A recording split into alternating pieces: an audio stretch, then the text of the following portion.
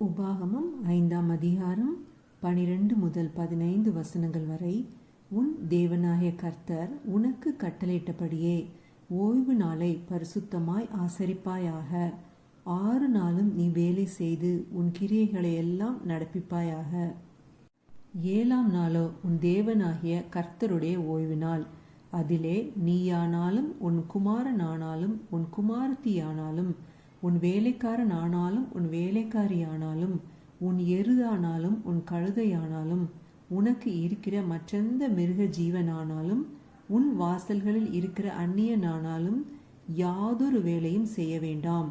நீ இளைப்பாறுவது போல உன் வேலைக்காரனும் உன் வேலைக்காரியும் இளைப்பாற வேண்டும்.